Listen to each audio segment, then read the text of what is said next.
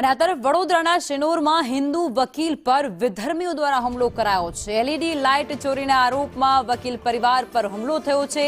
વકીલના ભાઈ પર LED light ચોરીનો આક્ષેપ કરવામાં આવ્યો હતો અને આક્ષેપ બાદ તેના પર ઘાતકી હુમલો થયો છે। વકીલ પ્રકાશ માસ્તરને પાઇપ અને ગળતાપાટુથી માર મારવામાં આવ્યો છે। વકીલના પત્ની અને માતાને પણ માર મારવામાં આવ્યો છે।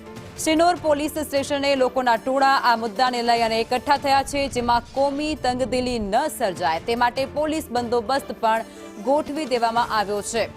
વડોદરાથી આ સમાચાર છે। શિનોરમાં હિન્દુ વકીલના પરિવાર ઉપર વિધર્મી યુવકે હથિયારો વડે હિંસક હુમલો કર્યો છે।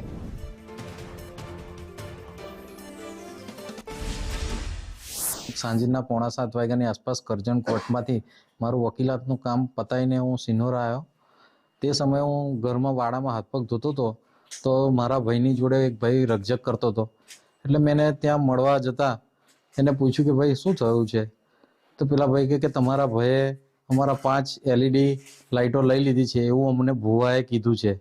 એટલે મેં કીધું કે ભાઈ આવું બધું અંધશ્રદ્ધાવાળી વાતોની મેં વાત કરતા એમણે મને કીધું કે તું હિન્દુઓનો નેતા બની ગયો છે એમ કરીને મને જેમ તેમ ગાળો બોલી અને અબ્દુલભાઈ કરીને એક છે એમણે મારું ગળું દબાઈ દીધું અને અબુ બકર નામના માણસે મને પાઇપ હાથમાં મારી દીધી અને જેવી પાઇપ મારી એવી મારા મમ્મી અને મારા વાઈફ આવી ગયા તો મારા વાઈફ અને મારા મમ્મીને પણ ગરદાપાટુનો માર માર્યો, જેથી કરીને હું તાત્કાલિક શિનોર પોલીસ સ્ટેશને પહોંચી ગયો અને મારી ફરિયાદ નોંધાવા ગયો। પણ મને વાગેલું વધારે હોય તો ત્યાંથી મને પોલીસ સ્ટેશનેથી મને ફોફળિયા દવાખાને દાખલ કર્યો છે અત્યારે।